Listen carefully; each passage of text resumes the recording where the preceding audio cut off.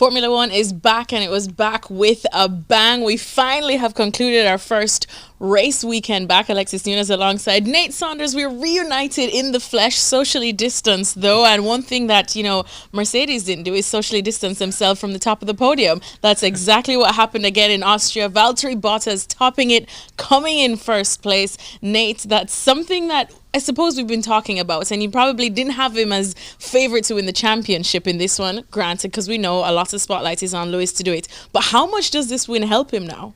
Well, I mean, I didn't just not have him down for the championship. I didn't have him winning the race. I didn't have Leclerc on the podium. I didn't have Lando on the podium. It's a great start for him, and we've seen Bottas start with wins before, and the key has always been that he's not been quite able to match Lewis consistently. So again, that same question is going to exist. He said after the race that he switched porridge pre-race for pancakes, which that might be a key ingredient for him going forward. But he said he mixes it in the pancake. We might all start eating porridge and pancakes, which sounds delicious as well. By the 100%. way, that's clearly a lockdown recipe, isn't it? He learned that in lockdown. But no, I think Bottas looked fantastic all weekend. Beat Lewis to pole and managed that race perfectly. There was so much going on. Mercedes had issues with their gearbox. Both drivers were told to stay off the curbs. You had all sorts of craziness going on behind him, and Valtteri just, he kept completely cool. And in a lot of situations, you might have expected him to crumble in that situation. So I think we saw a definite improvement from him. But again, the key is going to be, can he do that over, at the moment we know we have 8 races, it will probably be 15. Can he do it over that length of time with Lewis? Lewis had an off day, and he doesn't always have them. And I'm sure we'll talk about Lewis in a sec. But yeah, Valtteri was fantastic, and what a way for him to start the season. It was so good to see him up there. And he just seemed a bit more, there's something different about him, maybe this time. And I know we've said that before, and I'm not going to sit here and say he's going to win the championship. But yeah, absolutely great way for him to start, and for the season to start as well, because I don't think Lewis winning it from a championship perspective would have been the best storyline for us to be sitting here talking about. Well, do you know what? You said we were going to talk about Lewis Hamilton, and let's just get right into it, because massive off day for him. I mean, from the penalty that happened that made him start 5th on the grid, and then just another penalty again, when he had that little bump with Alex Albon that affected him badly. We'll get to that too, but just what did you think? Because he was involved in so many key moments that harmed some people, including himself, and also kind of helped some others on the other end that we'll definitely get to too. Yeah, I tweeted that it seems like the key for a McLaren podium is Lewis having to drive into Albon. That seems to be the key. Deja vu. Because that happened in Brazil last year for Sainz. Lewis, I mean, he was always playing catch-up in the race, but he very quickly got back to 2nd position. And like Bottas, was managing that same issue. But yeah, at the end, I don't know. It's a strange one. I think Lewis, we don't often see him in that position where he's under real pressure from behind. And I still think Lewis is easily the best driver out there, but he really misjudged that moment with Albon. We'll see if he apologises to Albon. He did after Brazil, but he cost Albon the podium there. And of all the people he could have hit, he could have picked 18 other guys, and it still would have been bad, but it wouldn't have been as bad as Albon had that race. I think he was going to win. So well. He had the better tyres. His strategy was great. I think he would have got past Bottas. So real off day for Lewis, and he's on the back foot. And I think from a championship perspective, like I just said, I think that's a good thing for everybody watching F1. We know Mercedes will be strong. We go back to Austria next week, and I think that might be quite good for Lewis. He'll know what he did right here, and he'll know what he did wrong here, and he can probably accentuate the positives next week and try and win again. But yeah, even in qualifying, he sped through yellow flags at the same corner as well, where he ended up hitting Albon. So that corner, really ruined his weekend in a lot of ways. 4th position, I think, given how crazy that race was, isn't the end of the world. Yeah.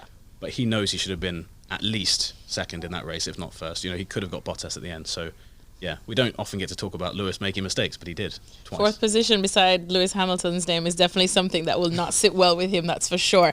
Somebody that will definitely be quite upset after today and had an off day. I mean, we can talk about Red Bull. Max Verstappen, the champion from last year, definitely had a nightmare of a race and had to go off. Just what did you think of that, Nate? And just would it have made much of a difference if he stayed in the way in which, it finished? Because we know Verstappen was also looking quite good for this. Yeah, I mean, that was an incredible race, and it's wild to think where Verstappen might have been at the end in all of that. He would have been up there somewhere. How would that have changed Red Bull's approach with Albon? Would they have put, Verstappen would have been in a similar situation where he had a better tyre strategy. So, yeah, I think that really would have, I think they might have even been ahead or been in a position to really get 2 cars on the podium at least if he'd been in there. And we've seen that before, Red Bull in such a promising position, and then car issues. We haven't had them confirmed yet exactly what it was, but he'll be gutted. He spoke to Sky just afterwards, and you could see that it was an opportunity lost. He knew he should have at the very least have been on that podium. Who knows how it would have shaken out? But yeah, Max should have been up there. Absolutely.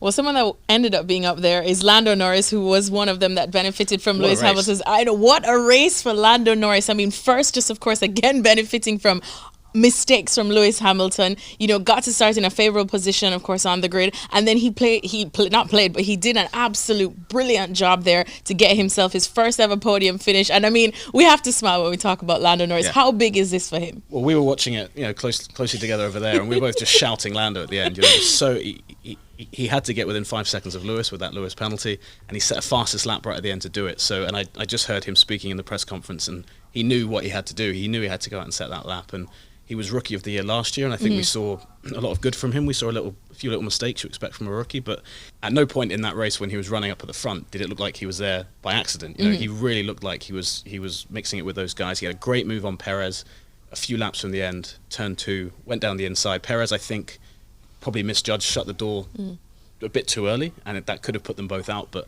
when you see guys making those moves, it shows just how confident they are in themselves. And Lando's so fun to watch. He's so fun to talk to in media sessions and stuff, and to see the young generation coming through. We've seen it with Charles, we've seen it with Max. To see guys like Lando coming through as well, and McLaren as well.